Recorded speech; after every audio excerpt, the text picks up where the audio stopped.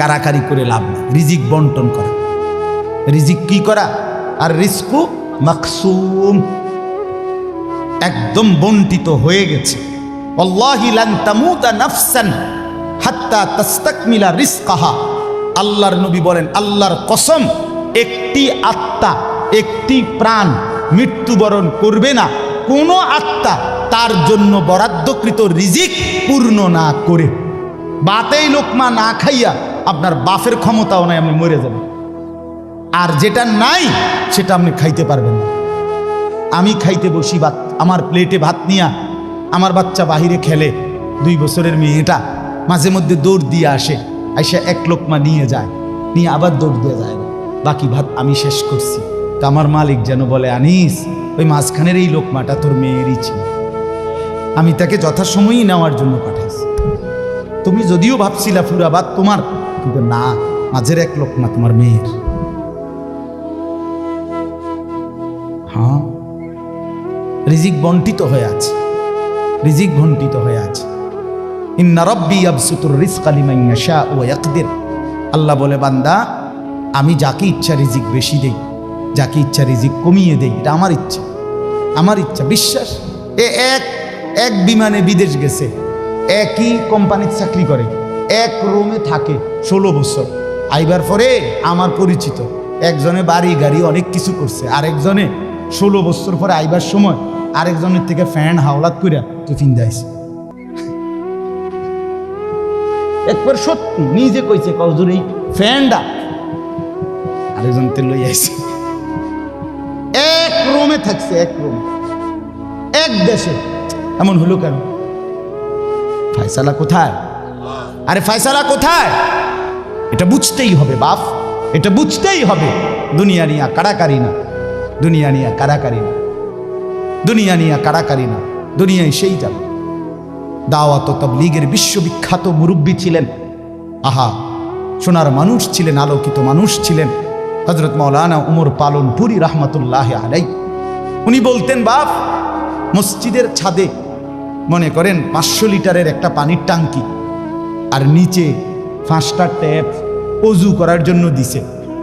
তো হযরত উদাহরণ দিতেন আর কি, যে 5টা ট্যাপ দিয়ে মানুষ অজু করে, এখন পানি শেষ, অজু করতে করতে পানি কি হয়ে গেছে, আর কয় লিটার শেষ হয়েছে।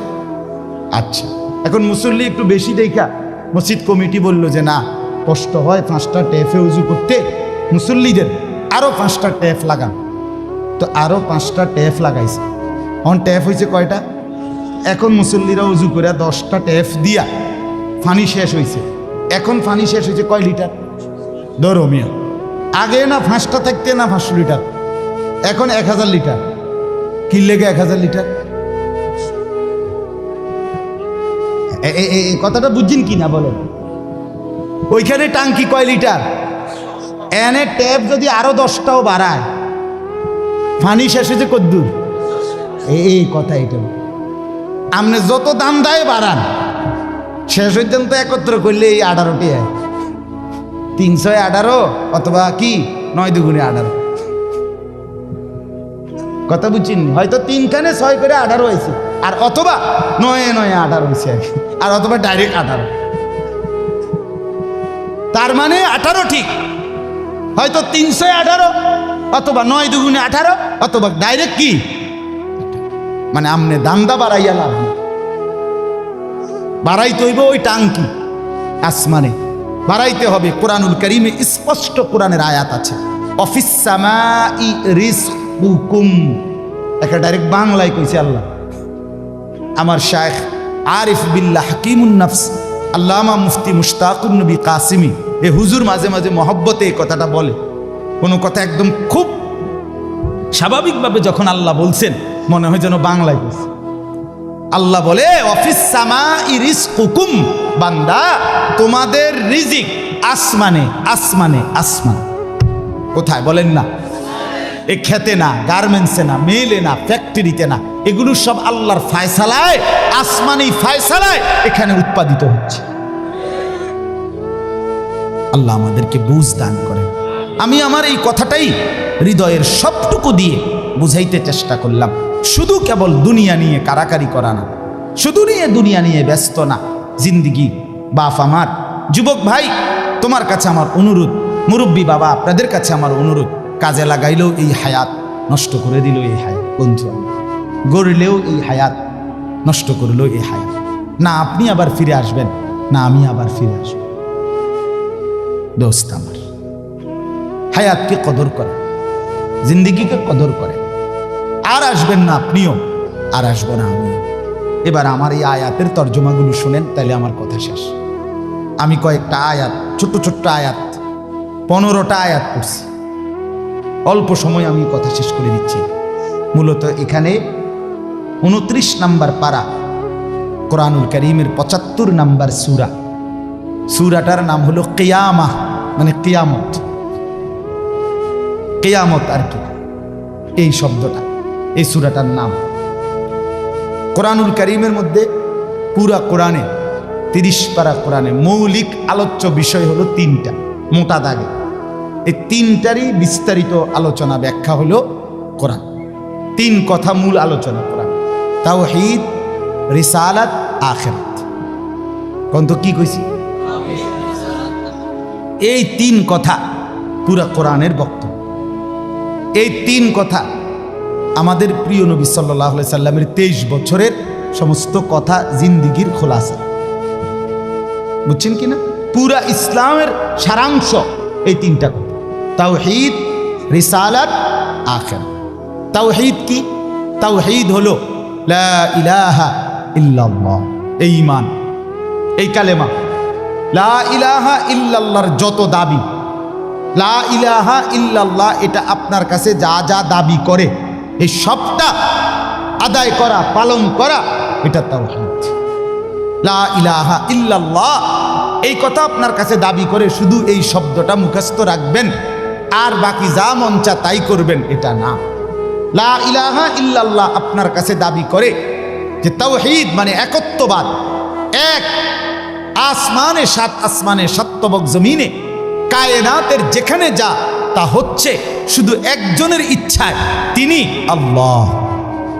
আমার মাথার চুল থেকে পায়ের নখ পর্যন্ত, আমার দেহের ভিতর বাহির নিয়ন্ত্রিত হচ্ছে শুধুই একজনের ইচ্ছায়, তিনি আল্লাহ।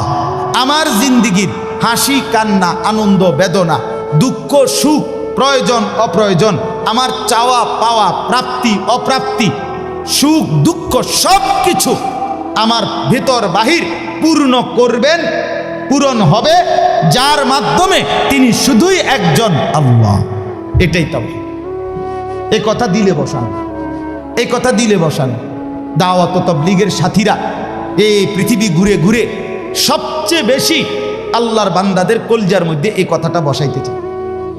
সকালেও বলে, জোহরের পরে বলে, আসরের পরেও বলে, মাগরিবের পরেও বলে, মাখলুক থেকে কিছু হয় না।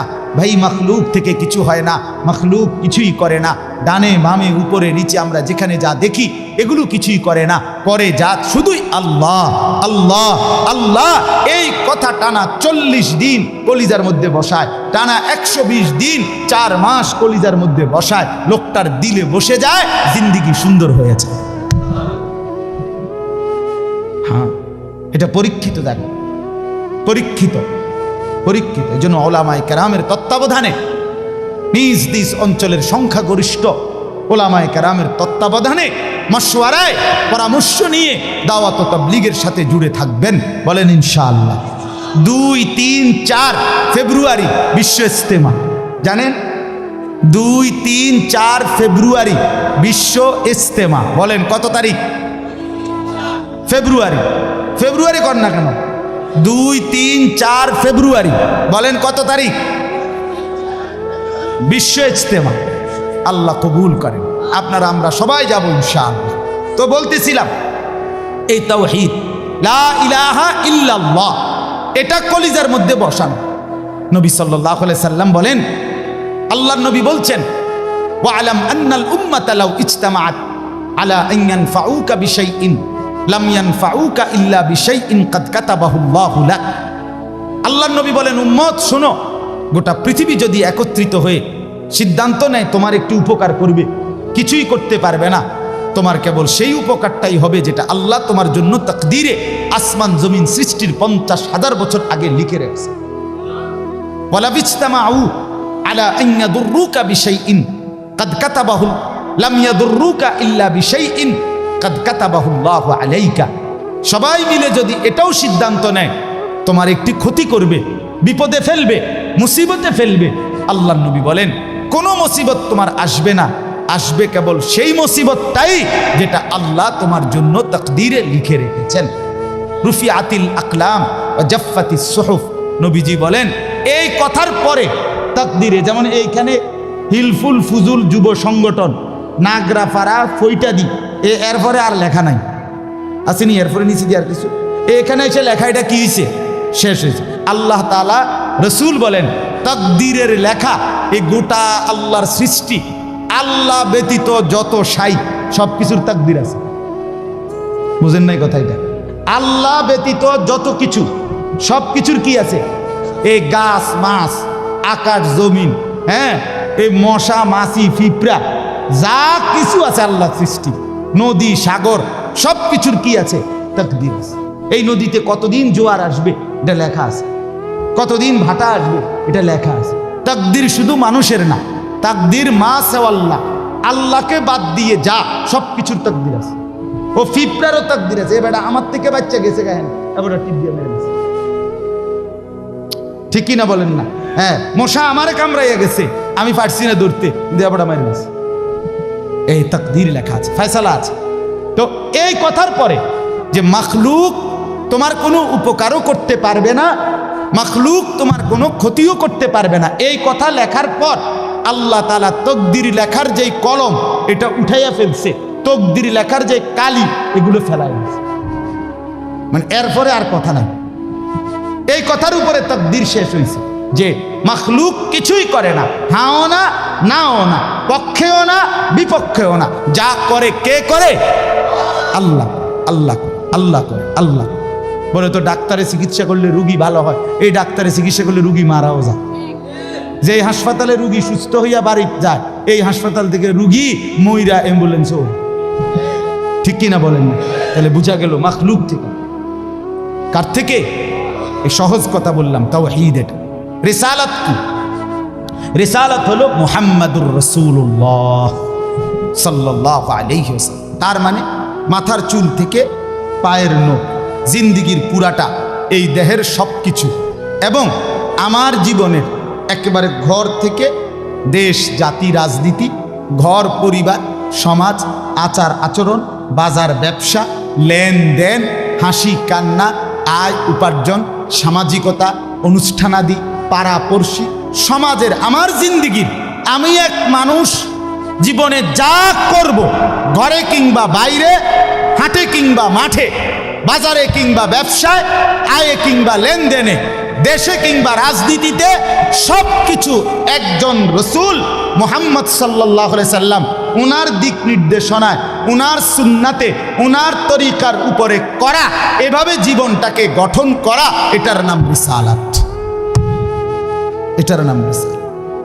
কোনোভাবেই বাপ এই কথা বলার কোনো সুযোগ নাই। ইসলামকে কোনো একটা জায়গার মধ্যে সীমাবদ্ধ করার কোনো অনুমতি নাই। এটা ঈমান থাকবে না, ঈমান থাকবে না। সোজা কথা। হুজুর এর দূর পর্যন্ত কইতে পারবেন, এর বেশি যাইবেন না, না, এই কথা বলার সুযোগ নেই। এটা কুফরি, কুফরি। ইসলামকে রাজনীতিতে টাইনে আইনেন না, ইসলামকে এলাকার টাইনে আইনেন না, ইসলামকে বাজারে টাইনে আইনেন না, ইসলামকে হাটে টাইনে আইনেন না, ইসলামকে ওইখানে না না। এটা যদি আপনি বিশ্বাস করে কন, এটা যদি আপনার কলজার থেকে কইয়া থাকেন, আপনার ঈমান নেই। কথা বুঝেন না? সাবধান। হ্যাঁ, অপ্রিয় হইতে পারে কোনোটা, কোনোটা আপনার অপছন্দ হইতে পারে, কোনোটা আপনার গায়ে লাগতে পারে, কোনোটা আপনার নেগেটিভ হইতে পারে, কিন্তু এর মানে ইসলাম, আল্লাহর কোরআন, শরীয়তের বিধান, রাসূলুল্লাহর সুন্নাহ, জিন্দেগি আপন ধারায় চলতে দিতে হবে। আল্লাহ আমাদেরকে বুঝ দান করে। কোনো কিছুতে এই দাড়ি রাসূলুল্লাহ সাল্লাল্লাহু আলাইহি সাল্লামের বিধান কিনা? কথা বলেন না, বিধান কিনা? আপনি এটাকে তুচ্ছ তাচ্ছিল্য করলে হবে, আপনি এটাকে অবজ্ঞা করলে, হ্যাঁ হুজুর আর ওয়াজ নাই, ঘুরে ফিরে কেবল দাড়ির কথা বলতেছেন, আর কোনো আছে, এটাও একটা ওয়াজ। আপনি এটাও শুনেন, এরপর একটু শুনেন, অসুবিধা কি? আরো কম আপনি থাকলে তো আমি আরো কম, অসুবিধা কি? কথা বুঝেন নাই? আমি এই কথাটা আমি এটা কি বুঝাইতে চাইলে, এটা কি বলতে চাই? আমি একবার একজনকে বলছিলাম যে আমি এই বলতে পারবো না, ওই বলতে পারবো না, একটা কাগজ লিখে দিছে উনি, এডি কম যাইত না। আমি মাশাআল্লাহ, যেডি কওয়া যাবে না, এরপরে নিচে লিখে দিছে কোরআন সুন্নাহর কথা বলবেন। তো আমি বললাম এগুলো তো বাদ দিলাম, কোরআন সুন্নাহর কথাগুলো এডি বাদ দিয়া কি হইতে পারে? আঙ্কেল আপনি যদি স্যাম্পল হিসাবে আপনি কিন্তু 10টা মিনিট কইয়া দেন যে এগুলো হইল কোরআন হাদিসের কথা, এরপরে আমি ব্যাখ্যা করবো। আপনি কিন্তু শুধু মূল বক্তব্যটা শিরোনাম দিয়ে আপনি গুদ্দুর কইয়া দেন যে এটা কি কইতাম, আপনি কন এগুলো কি আর আমরা জানি? তো আপনি না জানলে কাগজ লিখুন। এটা তো একটা স্ববিরোধী কথা হলো, স্ববিরোধী কথা না। আপনি জানেন না, এদিক দিয়েও আপনি এটা বুঝেন, আবার আপনি আইন কানুন দেখাইতে আছেন, তো এটা আপনি কি বুঝে আইন দিলেন? আল্লাহ আমাদেরকে বিবেক দান করেন। এটা ইনসাফ না, বরং জীবনের সব কিছু রাসূলুল্লাহ সাল্লাল্লাহু আলাইহি ওয়াসাল্লামের সুন্নাহর আলোকে, দিক নির্দেশনার আলোকে পালন করা, এটা ইনসাফ, এটাই দ্বীন, এটাই ইসলাম, এটাই শরীয়ত, এটাই নাজাত, এখানেই জান্নাত। আমার ঘাটতি আমাকে মেনে নিতে হবে, আমার কমতি আমাকে এটা মেনে নিতে হবে। মেনে নিতে হবে কিনা বলেন? হ্যাঁ, স্বীকার করতে হবে এটা আমার কমতি, এটা আমার ঘাটতি। অবজ্ঞা করা যাবে না, তুচ্ছ তাচ্ছিল্য করা যাবে না, টিটকারি মস্কারি করা যাবে না। ইসলামের একটা ছোট্ট জিনিসকেও তুরস্কার করা, তুচ্ছ তাচ্ছিল্য করা, ইস্তেহজা করা, এটা কুফর। আপনি জিজ্ঞাসা করেন ওলামায়ে কেরাম, এটা শরহে আকায়েদের মাসআলা, কুফরি। আমনে দাড়িকে, মেসওয়াককে, টুপিকে, পাঞ্জাব, যা কিছু ইসলামের নিদর্শন, তার একটি জিনিসকেও আপনি অবজ্ঞা করতে পারবেন না। ইস্তেহজা আপনি পালন না করা, এটা হলো কবিরা গুনাহ, আর অবজ্ঞা করা কুফর। একদিন মসজিদে মুয়াজ্জিন বেচারা পাগড়ি মাথা দিতেছে,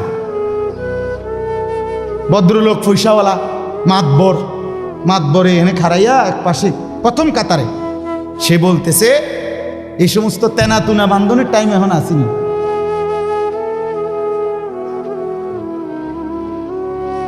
বুঝছেন? হে প্রথম কাতারে পয়সা ওরা টাইলসের টিয়া দিছে, বুঝেন না কথাটা? মসজিদে টাইলসের টিয়া দিছে, ওরাই তো মসজিদে তো উনি টাইলস না দিলে আমরা নামাজ পড়লাম বলে কেমনি? বাপরে বাপ, আপনি এটা কি বলবেন? কাকে তুরস্কার করলেন?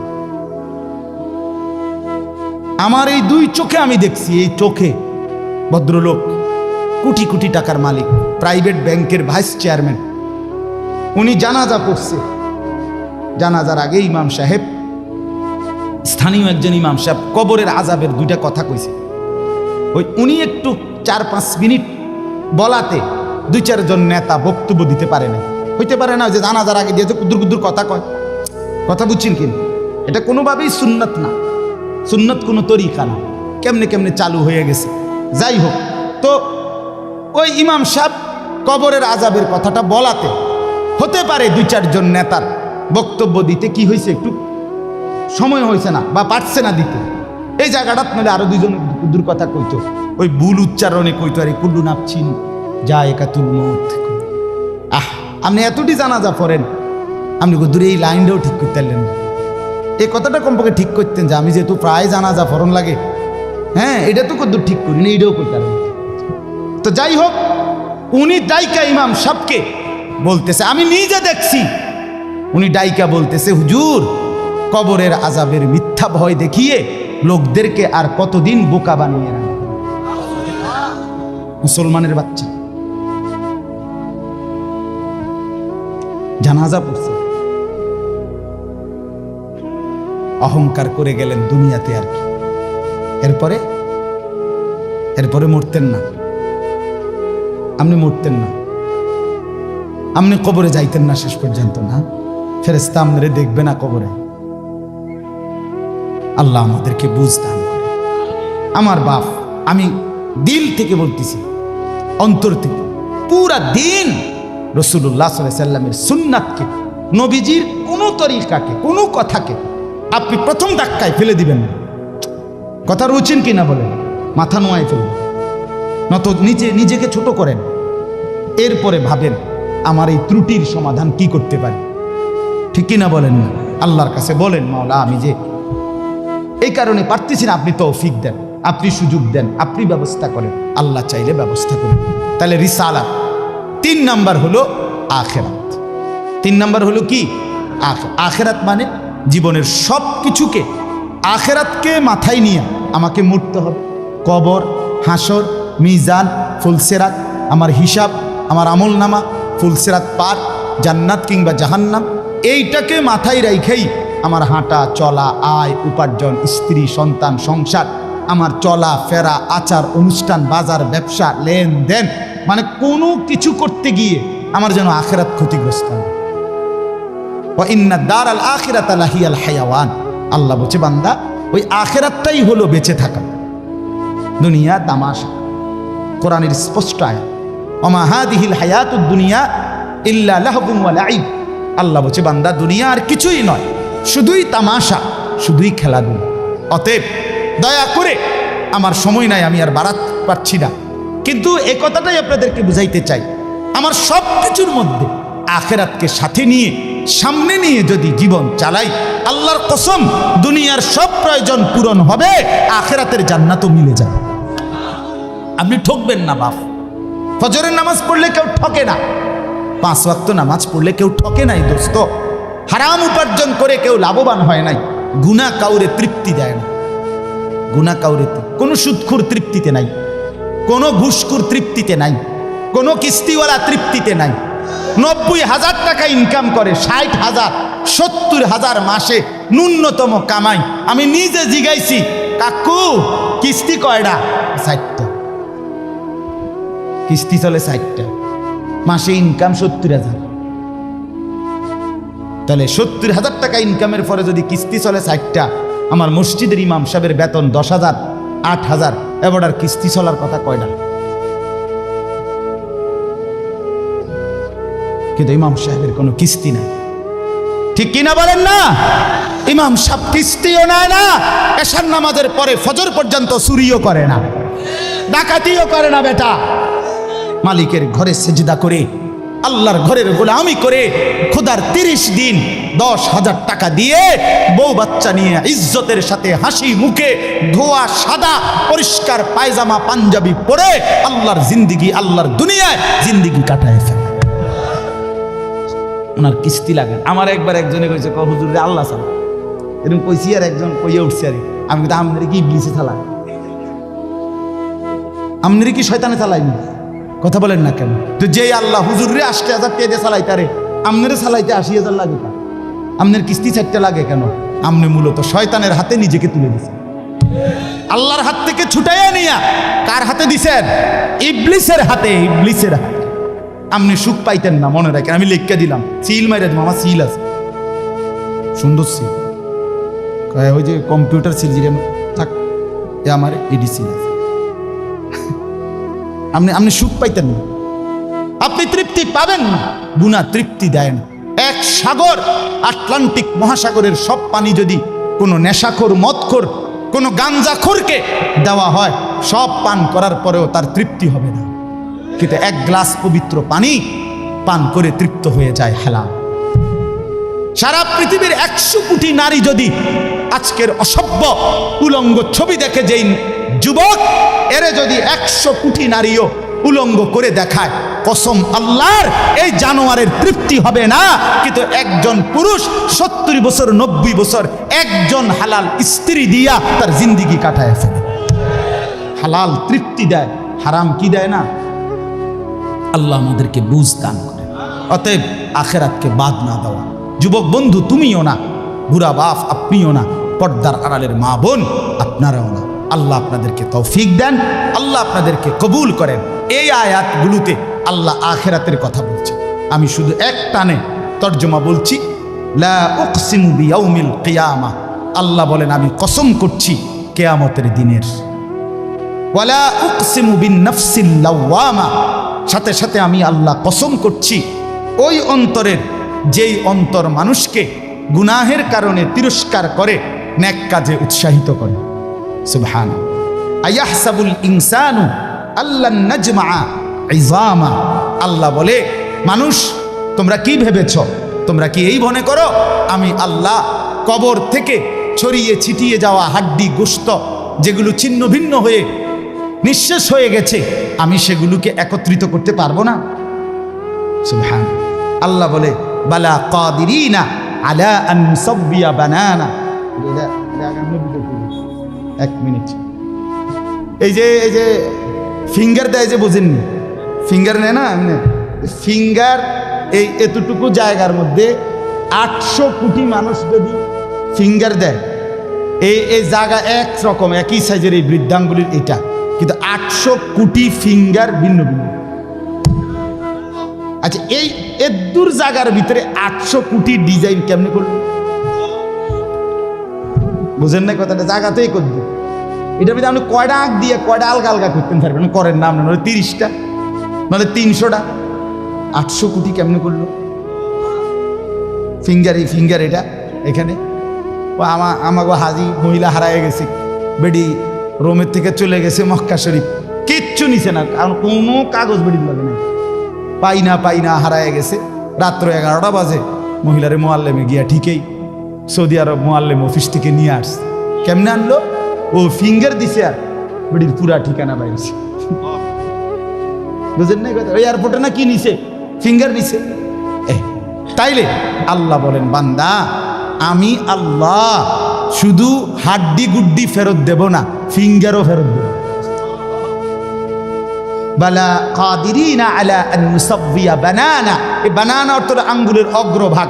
আঙ্গুলের অগ্রভাগে যেই দাগগুলো ছিল, ঠিক যারটা যেটা ছিল দুনিয়াতে থাকাকালীন, কেয়ামতের ময়দানে উঠাইবার সময় ওই ফিঙ্গার মিলাইয়া যদি এখানে ফিঙ্গার দিয়া রাখো, হাসরের মাঠে ফিঙ্গার দিল, এক ফিঙ্গার আসবে। বালা কাদিরিনা আলা আন নুসাব্বিয়া বানানা, এমন যিনি তিনি আল্লাহ। বাল ইউরিদুল ইনসানু লিয়াফজুরা আমামা, আল্লাহ বলে অথচ মানুষ সে বর্তমানকে তো অস্বীকার করে করে আর সামনের ভবিষ্যৎ নিয়েও আমি আল্লাহর সাথে তর্ক করে। কি করে? ইয়াসআলু আইয়ানা ইয়াউমুল কিয়ামা। অহংকার আর নাফরমানি করতে করতে হুজুরদেরকে, আলেমদেরকে, দিনদারদেরকে ব্যঙ্গ করে জিজ্ঞেস করে কি কোন দিন হইব কিয়ামত? হয় না দি কোন দিন হইব? ফাইদা বারিকাল বাসার, আল্লাহ বলে হবে বান্দা সেদিন কিয়ামত হবে যেদিন ইসরাফিল ফু দিবে, সেদিন সমস্ত চোখ ধাঁধা লেগে যাবে। আহা কি হলো, আহা কি হলো। ওয়া খাসাফাল কামার, সব চাঁদটা আলোহীন হয়ে যাবে। ওয়া জুমিআ আশ-শামসু ওয়াল কামার, সূর্য চন্দ্র এক হয়ে নিষ্প্রভ আলোহীন হয়ে যাবে, সব এলোমেলো হয়ে যাবে। আরে ওই যে একদিন শনিবার যে সকালবেলা ভূমিকম্প হয়েছিল কয়দিন আগে, মনে আসেনি আপনাকে? 9:30টার দিকে আমি চাঁদপুর ছিলাম মাহফিলের কারণে। কুমিল্লা ক্যান্টনমেন্ট তো আমার বাসা, তো ওইখানে এক ব্যবসায়ী ক্যান্টনমেন্টের গুমতি টাওয়ার, বড় টাওয়ার, ব্যবসায়ী আমারে ফোন দিচ্ছে, হুজুর হুজুর হুজুর হুজুর দোয়া করেন দোয়া করেন। কি হয়েছে? আমরা সব ব্যবসায়ী বাইরে গেছি। কি হয়েছে ভাই? কয় এখানে আমরা আপনার ভূমিকম্প হয়েছে, সব বাইরে হয়ে গেছে। আমি বললাম না ভাই, দোয়া করে আমার কোনো লাভ নাই, কারণ আমার এনো লড়ে, কে কারে দোয়া করে, আমার এনো তো কি হইতেছে, লড়ছে তো আমি আপনার কি দোয়া করতাম? আমি তো দৌড়ের উপরে আছি, ঠিক কি না বলেন না কেন? হ্যাঁ, আল্লাহ বলেন কিয়ামতের ইসরাফিলের ফু দিলে জমিনের ভূমিকম্প এমন সব নড়বে একসাথে। অজুমি আশ-শামসু ওয়াল কামার ইয়াকুলুল ইনসানু ইয়াউমাইদিন আইনাল মাফার।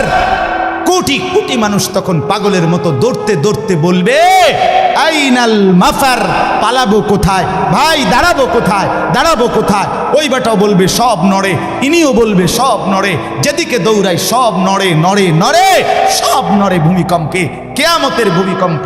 আল্লাহ বলেন কাল্লা লা ওয়াজার, না বান্দা জমিনে আজ আর কোথাও আশ্রয় নাই, আজ আর ঠাই নাই। ইলা রব্বিকা ইয়াউমা ইদিনিল মুস্তাকার, আজ শুধুই তোমার রব আল্লাহর কাছে আছে। কার কাছে? ইউনাব্বাউল ইনসানু ইয়াউমাইদিন বিমা কদ্দামা ওয়া আখার।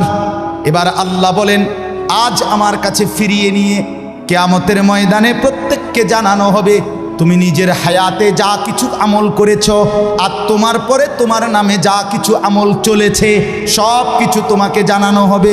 তুমি করেছো এই, তোমার নামে চালু ছিল এই, আমি করেছি নামাজ এত ওয়াক্ত, আমি মসজিদে দিয়েছিলাম তো সেই মসজিদে নামাজ হয়েছে এত ওয়াক্ত। আল্লাহ বলেন তোমার নিজের নামাজ এটার নেকিও তোমার, ওই মসজিদে যে সহযোগিতা দিয়েছিলে সেই নামাজগুলোর সওয়াবও তোমার নামে দেওয়া হবে। এবার সুবহানাল্লাহ কইছেন না, নাউজুবিল্লাহ লেখা রেডি হন। তুমি যে দেখছো টেলিভিশন এগুলার গুনাও লেখা হবে। তোমার যে বউ বাচ্চার জন্য রঙিনটা রাইখা আইছো টেলিভিশন, তারা পরবর্তী এই টেলিভিশন যেই 20 বছর দেখছে এইটার সমস্ত গুনাও তোমার নামে লেখা হবে। সমান সমান হয়েছি নি? সুবহানাল্লাহ নাউজুবিল্লাহ। এবার আম্মু বুঝ করে বালিল ইনসানু আলা নাফসিহি বাসীরা। আল্লাহ বলে শুধু জানাবো না, বরং প্রত্যেকটা মানুষ নিজের আমলনামা নিজের চোখেই দেখতে।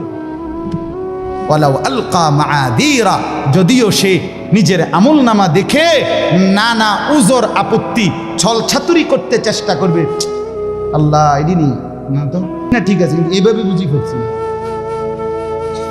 আরে কি তো শুক্রবারটাও তো পাইতেছি না, শুক্রবার ওদের নাই। ফেরেশতা বলবো দোস্ত শুক্রবারে আইছিলা ঠিক, অজু হয়েছে না দেখে লিখছি না। শুক্রবারে আইছিলা ঠিক, কিন্তু ওই যে খুতবার সময় জিমাইছ, তোমার তো হোক বা নাই, তুমি তো খারাই গেছো, এটা হয়েছে না। বাদ সদর বদরেরই। হ্যাঁ, আল্লাহ বলেন বান্দা ওজোর পেশ করবে, কিন্তু আমি তার কোনো ওজোর শুনবো না। আল্লাহ আমাদের প্রত্যেককে আখিরাতের জন্য প্রস্তুতি নেওয়ার তৌফিক দান করেন। আমরা বাঁচবার উপায় নাই, আমরা আড়াল করবার উপায় নাই, লুকাইবার কোনো সুযোগ নাই। আছে কি কোনো সুযোগ? অতএব দোস্ত আমার, লা ইলাহা ইল্লাল্লাহকে মেনে নেন, মুহাম্মাদুর রাসূলুল্লাহকে জীবনে পুরা জিন্দেগি রাসূলের সুন্নাতকে গ্রহণ করেন, আখিরাতের জন্য প্রস্তুতি নেন।